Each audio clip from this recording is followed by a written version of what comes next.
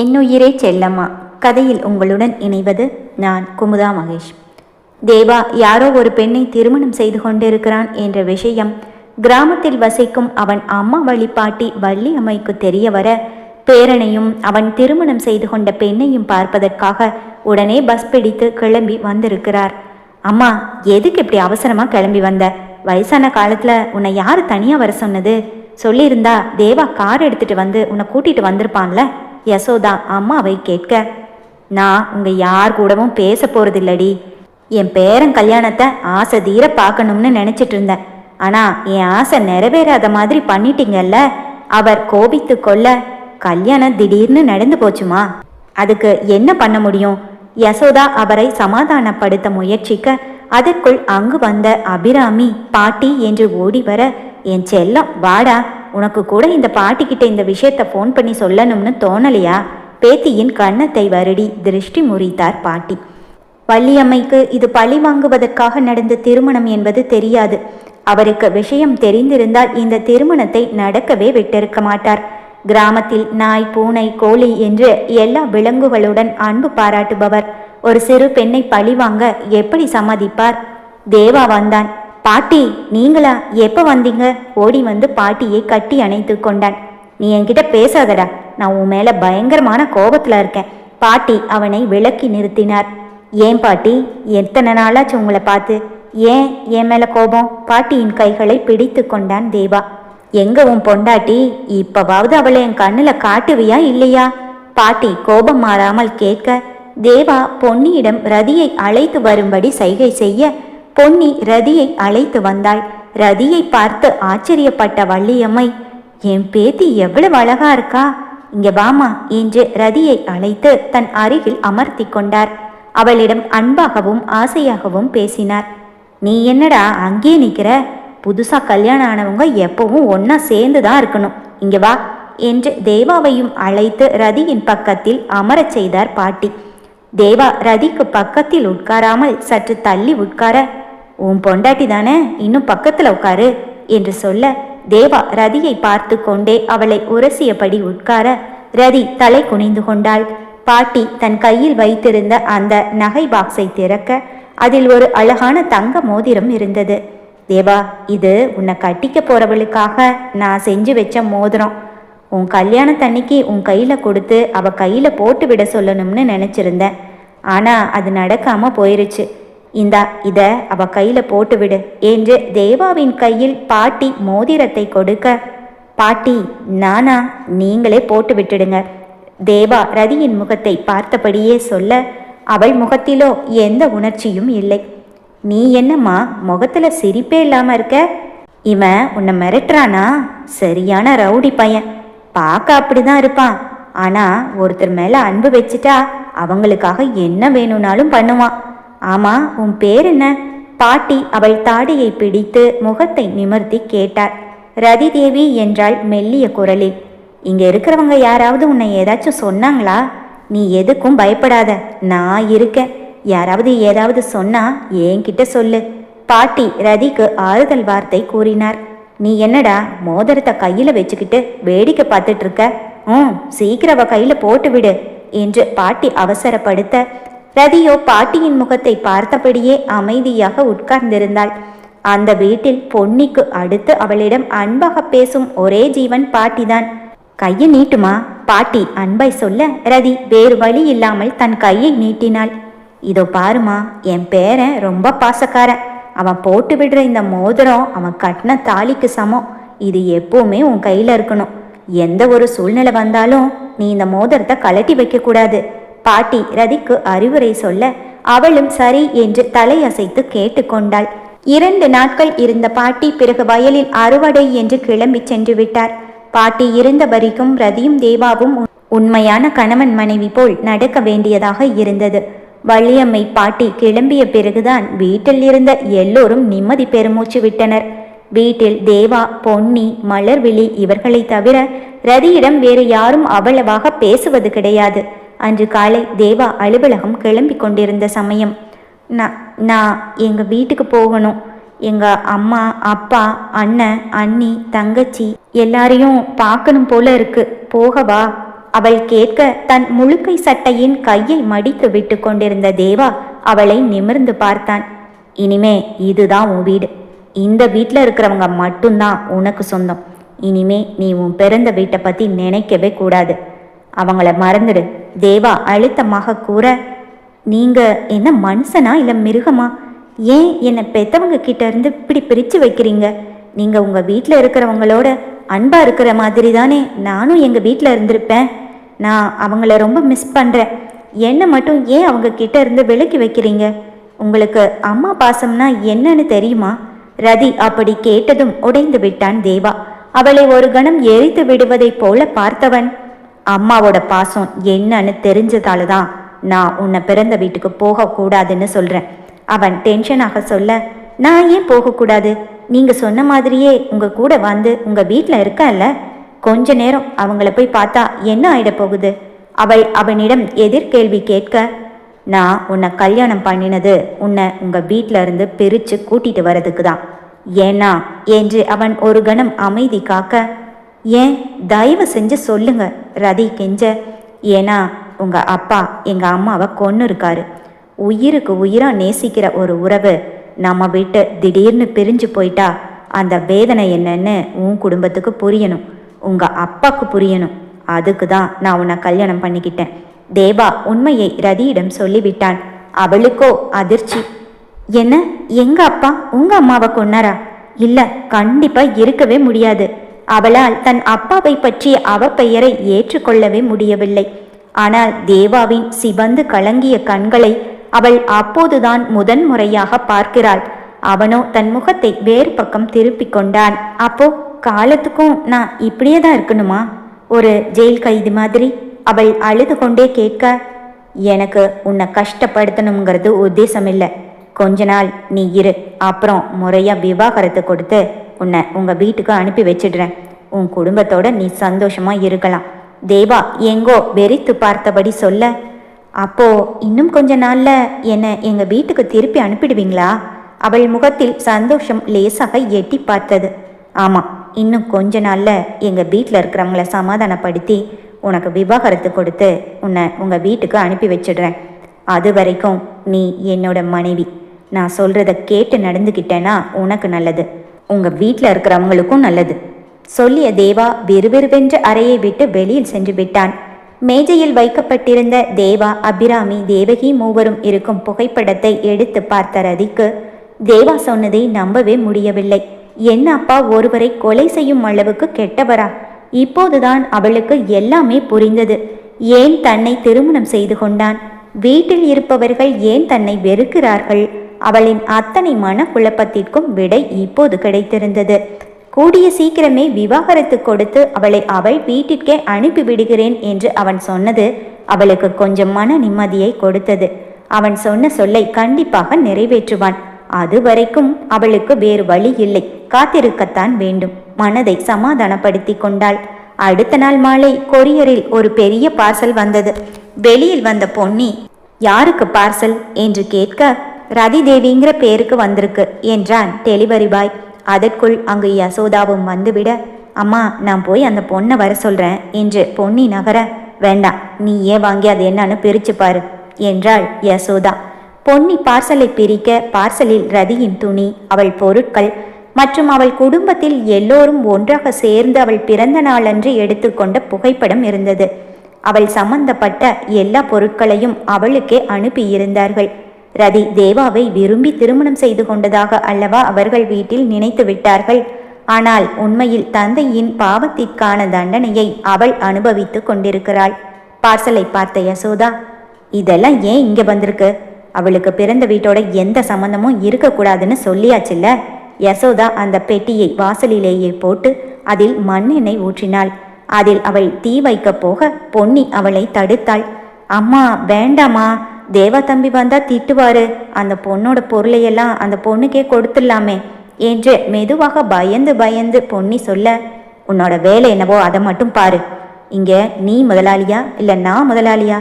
கேட்டுக்கொண்டே யசோதா அந்த பொருட்களில் தீயை பற்ற வைக்க அதற்குள் வெளியில் வந்த ரதி அதை பார்த்து விட்டாள். அவள் குடும்ப போட்டோ தீயில் எறிவதை பார்த்ததும் அவள் அதை எடுக்க ஓடிச் சென்றாள். வேண்டாம்மா போகாத, நெருப்பு பட்டுடும். பொன்னி எவ்வளவோ தடுத்தும் அவள் கதறி அழுது ஆர்ப்பாட்டத்துடன் அந்த போட்டோவை எடுக்க முயன்று கொண்டிருக்க அதை மற்றவர்கள் எல்லோரும் நின்று வேடிக்கை பார்த்து கொண்டிருந்தார்கள். அதே நேரம் சரியாக தேவாவின் கார் வீட்டு வாயிலுக்குள் நுழைந்தது. வீட்டு முன்புறம் ரதி நெருப்பில் எதையோ தேடிக்கொண்டிருப்பதையும் மற்றவர்கள் கூடி நின்று வேடிக்கை பார்ப்பதையும் காருக்குள் இருந்தே கவனித்த தேவா வேகமாக தன் சீட் பெல்ட்டை கழட்டி விட்டு கார் கதவை திறந்து கொண்டு வெளியில் ஓடி வந்தான். அவன் அணிந்திருந்த கருப்பு நிற அலுவலக கோட்டை கலட்டியவன் ரதியின் மேல் போர்த்தி அவளை வேகமாய் நெருப்பிலிருந்து இழுத்து தன் நெஞ்சோடு சேர்த்து அணைத்து கொண்டான். ரதியோ தீயில் லேசாக கருகிய புகைப்படத்தை தன் நெஞ்சோடு சேர்த்து அணைத்து கொண்டு லேசாக நடுங்கியபடியே தேவாவின் அணைப்புக்குள் இருந்தாள். தேவா செய்த காரியத்தை பார்த்ததும் வீட்டில் இருந்த எல்லோர் முகத்திலும் அதிர்ச்சி. அவன் கை அணைப்பிற்குள் அவன் தோளில் தலை சாய்த்தபடி நின்றிருந்த ரதியை பார்க்க பார்க்க பற்றி கொண்டு வந்தது யசோதாவிற்கு. தேவா, நீ என்ன பண்றேன்னு உனக்கு தெரியுதா? கத்தினாள் யசோதா. சித்தி, நான் பண்றது இருக்கட்டும், நீங்க எல்லாரும் என்ன பண்றீங்கன்னு தெரியுதா? என்ன நடக்குதுங்க? ஏன் இப்படி பண்றீங்க? தேவா கோபமாய் கத்தினான். அவன் முன்னால் பேசும் தைரியம் யாருக்கும் இல்லையே. அனைவரும் தலை தாழ்த்தி அமைதியாய் நின்று கொண்டனர். பொன்னியிடம் ரூமுக்கு கூட்டிட்டு போங்க என்று அவன் சொல்ல கண்களில் கண்ணீருடன் நடுங்கியபடியே தேவாவின் அணைப்பிற்குள் இருந்தவளை அறைக்கு அழைத்துச் சென்றாள் பொன்னி. இனிமே அவ விஷயத்துல என கேட்காம யாரும் எந்த முடிவும் எடுக்கக்கூடாது, புரிஞ்சுதா? சீரும் சிங்கமாய் சொல்லியவன், இப்பவே இந்த இடத்த சுத்தம் பண்ணுங்க, ஹரியப் என்று கத்த வேலையாட்கள் உடனே ஓடி வந்து அந்த இடத்தை சுத்தம் செய்தார்கள். அவன் சென்றுவிட, அத்தை பாத்தீங்களா, நான் சொன்னது உண்மையாயிடுச்சு. உங்க பேரன் கொஞ்சம் கொஞ்சமா அவ பக்கமா சாஞ்சிட்டு இருக்கான். யசோதா பத்மாவதி பாட்டியிடம் சொல்ல, எல்லாம் நீ செஞ்ச வேலைதான். உன்னை யார் அந்த பொருளை எல்லாம் தீ வைக்க சொன்னது? அவசரப்படாதேன்னு நான் உனக்கு எத்தனை வாட்டி சொல்லியிருக்கேன். பாட்டி யசோதாவை கடிந்து கொண்டு அறைக்குள் சென்று விட்டார். அங்கு நின்றிருந்த அபிராமியும் மனோகரும் தலையசைத்து கொண்டு அங்கிருந்து சென்றுவிட யசோதாவிற்கு ரதியின் மேல் இருந்த கோபம் இன்னும் அதிகமாகி போனது. பொன்னி ரதியை அறைக்கு அழைத்து சென்று உட்கார வைத்தாள். அவளுக்கு குடிக்க தண்ணீர் கொடுத்தாள். ரதியோ தன் அப்பா, அம்மா, அண்ணன், அண்ணி, தங்கை என்று குடும்பமாக எடுத்துக்கொண்ட புகைப்படம் லேசாக நெருப்பில் கருகி இருக்க அதை தன் நெஞ்சோடு சேர்த்து அணைத்து கொண்டு கண்களை மூடி உட்கார்ந்திருந்தாள். அவள் கண்களில் இருந்து கண்ணீர் கசிந்து கொண்டிருந்தது. ரதியின் கையிலும் காலிலும் நெருப்பு சுட்டெரித்த காயங்கள் வலியை கொடுத்தது. தேவா அறைக்குள் வந்தான். ரதி புகைப்படத்தை நெஞ்சோடு சேர்த்து பிடித்து கொண்டு அழுது கொண்டிருப்பதை பார்த்தான். பின் அவள் கையிலும் காலிலும் உண்டாகியிருந்த நெருப்பின் காயங்களை பார்த்தான். பொன்னி, ஆயின்மெண்ட் ஏதாவது இருந்தா எடுத்துட்டு வந்து அவளுக்கு போட்டு விடுங்க என்று அவன் சொல்ல, ஆயின்மெண்ட் எடுத்துட்டு வந்திருக்கேன் தம்பி, ஆனா போட்டுக்க மாட்டேங்குது என்று பொன்னி இழுக்க, சரி ஆயின்மெண்ட்டை என்கிட்ட கொடுங்க. பொன்னி மருந்தை தேவாவிடம் கொடுத்துவிட்டு வெளியில் சென்றுவிட கட்டிலில் சாய்ந்து தரையில் உட்கார்ந்து இருந்தவளின் அருகில் சென்ற தேவா அவள் அருகில் மண்டியிட்டு உட்கார்ந்தான். இந்த ஆயின்மெண்ட்டை போடு, வலி கம்மியாகும் என்றான். எனக்கு வேண்டாம், கண்ணீரை துடைத்து கொண்டே கூறினாள் அவள். நான் சொல்றதுக்கு எதிர்த்து பேசினா எனக்கு பிடிக்காது, ஒழுங்கா இந்த ஆயின்மெண்ட்டை போடு. அவள் கையை பிடித்து ஆயின்மெண்ட்டை திணித்தான். அவளோ அதை தூக்கி தரையில் வீசினாள். அவன் முறைத்தான். இந்த ஆயின்மெண்ட்டை போட்டா என் மனசுல இருக்கிற காயம் ஆறிடுமா? அவனை பார்த்து கேட்டாள். நீ கேட்குற கேள்விக்கெல்லாம் பதில் சொல்ல வேண்டிய அவசியம் எனக்கு இல்லை. ஒழுங்கா இந்த மருந்தை வாங்கி போட்டுக்கோ, இல்லைனா காயத்துல இன்ஃபெக்ஷன் அதிகமாயிடும். அவள் கீழே தூக்கி வீசிய மருந்தை மீண்டும் எடுத்து வந்து அவளிடம் நீட்டினான். அவளோ மருந்தை வாங்காமல் அமைதியாகவே உட்கார்ந்திருந்தாள். ஒரு புறம் பழிவாங்க துடிக்கும் குடும்பம், மறுபுறம் அவர்களால் துன்பத்தை அனுபவிக்கும் அப்பாவி பெண். இருவருக்கும் இடையில் மாட்டிக்கொண்டவனுக்கு டென்ஷன் இன்னும் அதிகமாகி போக, இப்போ மருந்த வாங்கி போட்டுக்க போறியா இல்லையா கோபமாக கேட்டான். அவள் மீண்டும் அமைதி காக்கவே, சரி விடு, நானே போட்டு விடுறேன் என்று அவன் ஆயின்மெண்ட் மூடியை கலட்ட அவன் முகத்தை ஏறிட்டு பார்த்தவள் அவன் கையில் இருந்த டியூபை வெடுக்கென பிடுங்கிக் கொண்டாள். அவனை பார்த்து முறைத்தபடியே மருந்தை வாங்கி போட்டு கொண்டாள். போதுமா, இப்ப ஆள விடுங்க என்று அவள் சொல்ல தேவா அறையிலிருந்து வெளியில் கிளம்பினான். ஒரு நிமிஷம் நில்லுங்க, எங்க அப்பா ரொம்ப நல்லவர், ஒரு உயிரை கொல்ற அளவுக்கு அவர் கெட்டவரெல்லாம் கிடையாது. உங்க வீட்டில் இன்னும் நான் என்னென்ன கொடுமையை அனுபவிக்கணும்? எனக்கு இங்கே இருக்கவே பிடிக்கல. தயவு செஞ்சு எனக்கு விவாகரத்து கொடுத்து என்னை எங்கள் வீட்டுக்கு அனுப்பி வச்சிடுங்க ப்ளீஸ், அழுகையுடன் கெஞ்சினாள் ரதி. பதில் எதுவும் சொல்லாமல் அவளையே பார்த்தவன், சீக்கிரமாவே உன்னை உங்க வீட்டுக்கு அனுப்பி வைக்கிறேன் சொல்லிவிட்டு வெளியில் சென்று விட்டான். அன்று இரவு உணவு சாப்பிட வந்த தேவா பொன்னியிடம் ரதிக்கான உணவை அறைக்கே சென்று கொடுக்கும்படி கூறினான். பொன்னி எடுத்து வந்த உணவை சரியாக கூட சாப்பிட முடியவில்லை ரதியால். நெருப்பில் சூடுபட்ட இடங்கள் எரிச்சலை கொடுக்க உடல் கதகதப்பாக இருந்தது. பாதி உணவை சாப்பிட்டு விட்டு தரையில் உட்கார்ந்திருந்தவள் அப்படியே அருகில் இருந்த சோஃபாவில் தலை வைத்து சாய்ந்து உட்கார்ந்தபடியே தூங்கி போனாள். இரவு உணவை முடித்துவிட்டு வீட்டின் அலுவலக அறைக்கு சென்று சில வேலைகளை முடித்துவிட்டு தன் அறைக்கு வந்த தேவா உட்கார்ந்தபடியே தூங்கி போயிருந்த அவளை பார்த்தான். அவள் கையிலும் காலிலும் இருந்த காயம் லேசாக வாடியிருந்தது. அவள் பெயரை கூட அவன் இதுவரை உச்சரித்ததில்லை. உட்கார்ந்தபடியே தூங்குபவளை எழுந்து சரியாக படுக்கச் சொல்ல வேண்டும் என்று நினைத்தவனுக்கு அவளை எப்படி அழைப்பது என்று புரியவில்லை. அவள் அருகில் வந்து நின்றவன், எழுந்து பெட்ல படுத்து தூங்கு என்றான். அவளோ அசந்து தூங்கிக் கொண்டிருந்தாள். அவன் பேசுவது அவள் செவிகளை எட்டவே இல்லை.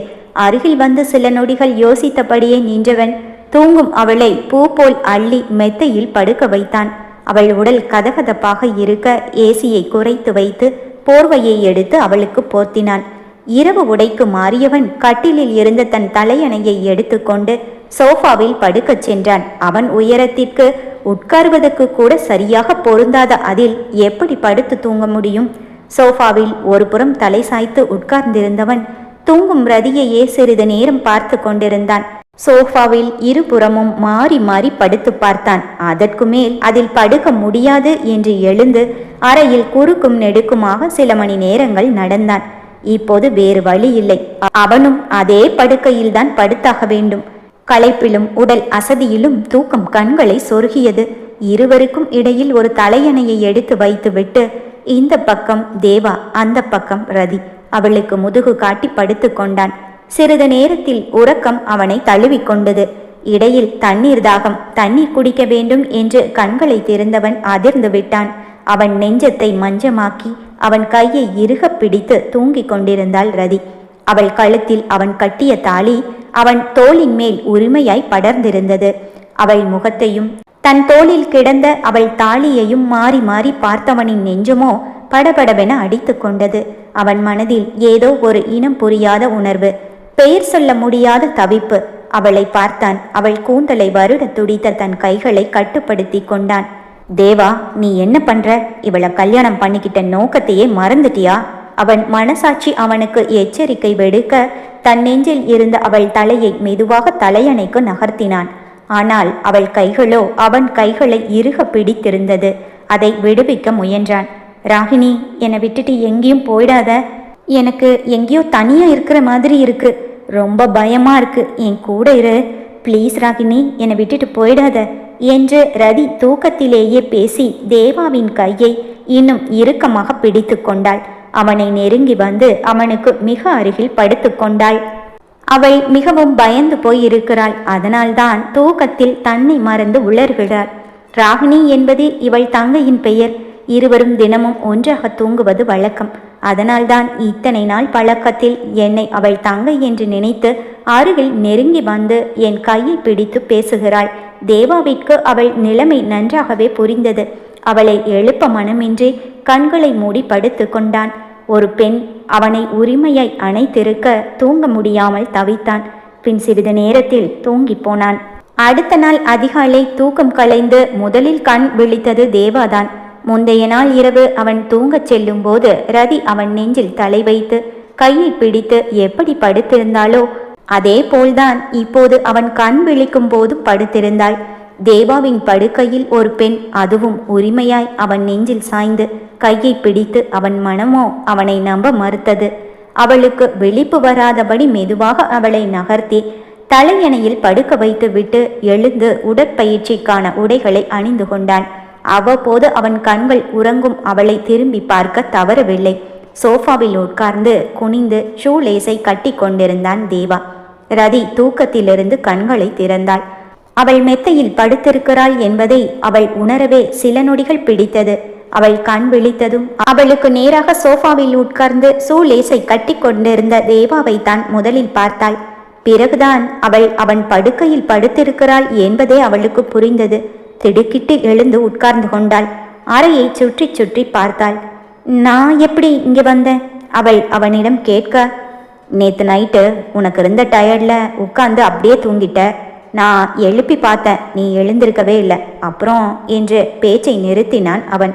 அப்புறம் எப்படி பெட்டுக்கு வந்த? அவள் கேட்க, நான் தான் உன்னை தூக்கி பெட்ல படுக்க வச்சேன். அவன் தலை நிமிராமல் ஷூ லேஸை கட்டி கொண்டு பதில் சொன்னான். அப்போ நீங்க என்ன தொட்டு தூக்கி படுக்க வச்சிங்களா? அவள் அடுத்த கேள்வி கேட்க, சில நொடிகள் பதில் எதுவும் சொல்லாமல் மௌனமாயிருந்தான் தேவா. பின் நிமிர்ந்து அவளை பார்த்தான். ஆமா, நான் தான் உன்னை பெட்ல தூக்கி படுக்க வச்சேன். அவள் முகத்தை பார்த்து பதில் சொன்னான். அவன்தான் யாருக்கும் பயப்படாதவனாயிற்றே, உண்மையை சொல்லிவிட்டான். அப்போ நீங்க என்னை தொட்டு தூக்குனீங்களா? அடுத்த கேள்வியை அவள் கேட்டாள். உன்னை தொடாம தூக்க நான் என்ன மந்திரவாதியா? கேள்விக்கு பதில் கேள்விதான் வந்தது அவனிடமிருந்து. நீங்க எங்க தூங்குனீங்க? நான் எங்க தூங்கினா உனக்கு என்ன? அதை ஏன் நான் உன்கிட்ட சொல்லணும்? அவன் கண்ணாடியின் முன்னின்று தன் உடைகளை சரிப்படுத்தி கொண்டே பேசினான். அப்போ நீங்களும் என் கூடவே இந்த பெட்ல தான் தூங்குனீங்களா? அவளுக்கும் புரிந்து விட்டது. ஆமான்னு சொன்னா உன்னால என்ன பண்ண முடியும்? இப்போது அவன் கேட்ட கேள்வி அதிரடியாய் இருந்தது. அதிர்ந்து விட்டாள் ரதி. நீங்க ஏன் பக்கத்துல வந்து படுத்தீங்க? நான் நின்றுட்டு தூங்குறேன் இல்லை உட்காந்துட்டு தூங்குறேன், உங்களுக்கு என்ன கஷ்டம்? என்ன ஏன் உங்க பெட்ல படுக்க வச்சிங்க? அவள் கேள்வி மேல் கேள்வி கேட்க அவனோ பதில் எதுவும் சொல்லவில்லை. தலையணையை இருவருக்கும் இடையில் வைத்து அவள் பக்கத்தில் தான் படுத்தான். அவள்தான் தலையணையை தள்ளி விட்டு அவன் நெஞ்சில் தலை வைத்து அவன் கையை இறுக பிடித்து விடியும் வரை அவனை அசைய விடாமல் தூங்கியிருக்கிறாள். இது எதுவும் அவள் நினைவில் இல்லை. இருந்திருந்தால் அவனை குற்றவாளியாக்கி இப்படி ஒரு கேள்வியை அவனிடம் கேட்டிருக்க மாட்டாள். இரவெல்லாம் கையை அசைக்காமல் வைத்திருந்ததில் அவன் கைதான் இன்னும் வலித்து கொண்டிருந்தது. அவளை கூர்மையாய் ஒரு பார்வை பார்த்துவிட்டு அவன் வலது கையால் இடது கை தோள்பட்டையை அழுத்தி மசாஜ் செய்து கொண்டு அவன் கையை சுற்றி விட்டு கொண்டான். வலி கொஞ்சம் குறைந்தது. கடிகாரத்தில் நேரத்தை பார்த்துவிட்டு அவளையும் ஒரு பார்வை பார்த்துவிட்டு ஜிம் ரூமிற்கு சென்று விட்டான். எவ்வளவு தைரியம் இருந்தா பெட்ல வந்து என் பக்கத்துல படுத்திருப்பாரு. என்னவோ பழி வாங்க தான் என்னை கல்யாணம் பண்ணினேன்னு சொல்லிட்டு இப்போ பக்கத்துல வந்து ஒன்னா படுத்திருக்காரு. கேட்டா எந்த பதிலும் சொல்லாம போறாரு பாரு, சரியான ரவுடி. காலை எழுந்தவுடனேயே டென்ஷன் ஆகி தேவாவை திட்டி கொண்டிருந்தாள் ரதி.